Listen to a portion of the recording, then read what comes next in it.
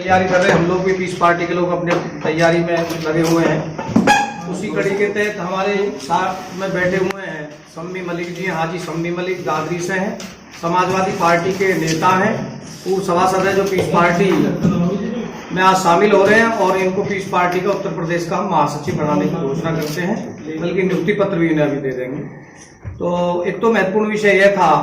दूसरा महत्वपूर्ण विषय यह है कि हम लोग मांग कर रहे हैं कि नागरिकता संशोधन बिल सीए एनआरसी का जो मामला है वो सबसे मुस्लिमों के ऊपर थोपा गया था ये शाहीन बाग के उससे, लेकिन यह विषय जो है क्योंकि पिछड़े दलित और आदिवासियों का ज्यादा है, तो जब सरकार ने 3 कृषि बिल वापसी ले लिए तो नागरिकता संशोधन बिल को वापसी ले, क्योंकि इसमें जो है यूपी में लगभग अगर नागरिकता संशोधन बिल लागू होता है तो 2 करोड़ गैर मुस्लिम भी यहाँ से साफ हो जाएगा, क्योंकि उनके पास में जो सिजरा जो ये रिकॉर्ड मांगेंगे वो उन लोगों के पास में है नहीं। इसलिए नागरिकता संशोधन पीस पार्टी की यह मांग है कि नागरिकता संशोधन बिल जो है उसको भी खारिज किया जाए अब 3 कृषि बिलों के साथ में। इसके अलावा ये स्वागत करा दे, सभी का इंट्रोडक्शन होगा। ये हमारे साथ में पश्चिमी उत्तर प्रदेश के अध्यक्ष है शिवराज सिंह पवार जी, हमारे गौतम बुद्ध नगर के जिलाध्यक्ष है। हमेशा आपकी कहीं ना कहीं हम लोग आते थे तो पूछते थे जिलाध्यक्ष कहाँ है, तो बड़े मेहनती जिलाध्यक्ष है ये फकरुद्दीन मेवाती जी। आप शम्मी मलिक हैं, पीस पार्टी के प्रदेश सचिव हैं नईम मंसूरी जी, पश्चिम उत्तर प्रदेश के महासचिव हैं सुमित नागर जी। तो सभी साथी यहाँ मौजूद हैं, तो एक बार हम लोग इनके फूलमालाओं से स्वागत कर देंगे, फिर उसके बाद में चर्चा करेंगे। सीए एनआरसी खारिज हो, इसके साथ नया कानून अगर सरकार को लाना है तो एमएसपी लाए, एमएसपी लागू करे, क्योंकि मंडियों में एमएसपी अगर न्यूनतम समर्थन मूल्य लागू होता है 1900 रुपए, तो मंडियों में माल बिकता है 1500 1450। जो सरकार और किसानों की निडगी आवश्यकता है उसको सरकार लागू करे, क्योंकि नोटबंदी से लेके आज तक जब से सरकार बनी है पिछले लंबे समय से भारतीय जनता पार्टी की, तब से आम जनता आप सभी लोग हम सब बेहाल है और परेशान है। इसलिए देश हित समाज हित के लिए सबसे महत्वपूर्ण विषय पीस पार्टी जाति धर्म की राजनीति नहीं करती है, हिंदू मुस्लिम एकता की पार्टी है। पश्चिम के अध्यक्ष बैठे शिवराज सिंह पवार, मैं बैठा हूँ, सुमित नागर जी बैठे हैं, तो सभी लोगों के उत्तर प्रदेश में माहौल तैयार कर दिया हिंदू मुस्लिम। जब मुस्लिम टैक्स दे सकता है, मुस्लिम जो पूरी व्यवस्थाओं में देश की में सहयोग कर सकता है, तो क्या मुस्लिम को अधिकार नहीं है वोट लेने का या वोट देने का या चुनाव लड़ने का या लड़ाने का? तो पीस पार्टी उत्तर प्रदेश का सबसे बड़ा सेकुलर दल है और देश के सबसे बड़े सेकुलरवादी लीडर हैं डॉक्टर अयूब सर्जन साहब। उन्हीं के नेतृत्व में 2022 के चुनाव की हम मजबूती से सशक्त तैयारी कर रहे हैं। भारतीय जनता पार्टी को छोड़ते हुए सभी दलों के साथ में विकल्प खुले हुए हैं। भारतीय जनता पार्टी क्योंकि सांप्रदायिक दल है, ऐसे दलों की वजह से देश में आपसी भाईचारा खराब होता है। जाति धर्म के नाम पे, राम मंदिर के नाम पे जो आडवाणी जी के नहीं हुए देश के कुछ नहीं हो सकते।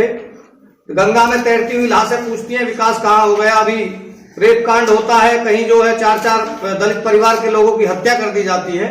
इसलिए भारतीय जनता पार्टी से उत्तर प्रदेश की जनता त्रस्त है और उत्तर प्रदेश में बदलाव चाहती है। इसलिए 2022 में पीस पार्टी उत्तर प्रदेश का सशक्त और एक मजबूत दल बनकर उभरेगा। हमारी मांग है कि एमएसपी लागू की जाए। किसानों का सही बात तो है किसान आयोग का गठन भी किया जाए, लेकिन यह नहीं कर पाएंगे। अगर पीस पार्टी की सत्ता में भागीदारी होती है तो निश्चित तौर से हम लोग किसान आयोग का गठन करेंगे।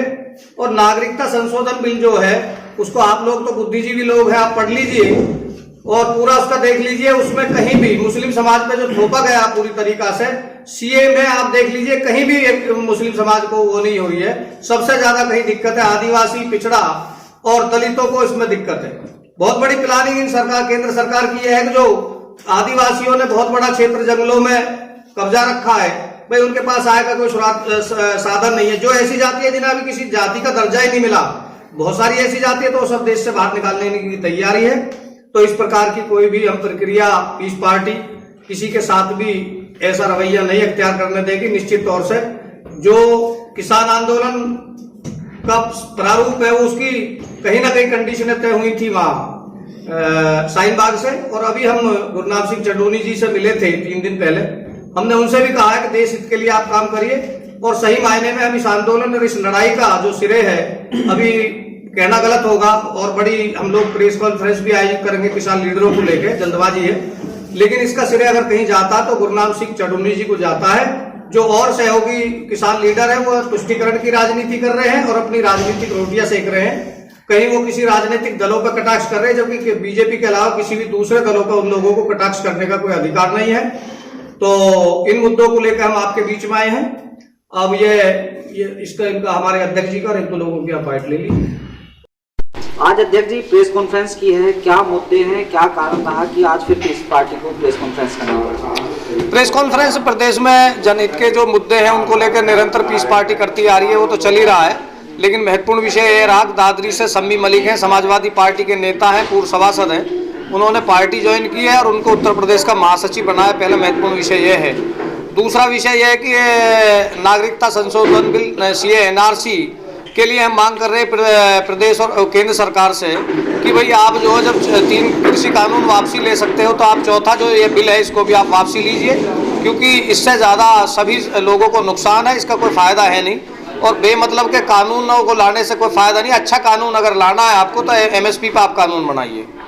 इसके लिए कोई बड़ी तैयारी पीस पार्टी की बड़ी तैयारी है। किसान संगठन के जो नेता हैं इस एजेंडा जो मामला है मुद्दा है इसको शामिल करना चाहते हैं, उनसे भी हम लोग बात कर रहे हैं, वो इसको शामिल करें अपने मांग पत्र में चौथे बिल को जो के रूप में। और पहले से ही हम मांग करते आ रहे हैं, किसानों के साथ में निरंतर शुरू से ही हम लोगों का समर्थन रहा है, सभी को हमने समर्थन दिया है कि भाई इसको आप खारिज कीजिए नागरिकता संशोधन बिल को और अपने मांग पत्र में शामिल कीजिए। राकेश टिकैत जी ने मना कर दिया था और अन्य जो किसान संगठन है वो इंटरेस्टेड है, वो इस मांग को अपने उसमें शामिल करेंगे तो इसकी भी लड़ाई लड़ी जाएगी। चर्चा है कि पीस पार्टी बसपा से गठबंधन कर सकती है। चर्चा है तो निश्चित तौर से कहीं ना कहीं प्रभावी होगी चर्चा। और वो मैं पहले ही बता चुका, भारतीय जनता पार्टी को छोड़ते हुए हमारे सबसे विकल्प खुले हैं। बसपा की कंडीशन ये है कि वो भी कैडर्स पार्टी है, पीस पार्टी भी कैडर्स पार्टी है, तो निश्चित तौर से अगर गठबंधन होगा तो उत्तर प्रदेश में नया कुछ देखने को मिलेगा, बहुत अच्छा परिणाम निकल का है। पीछे पीस पार्टी समाजवादी पार्टी के पक्ष में उपचुनाव में रही,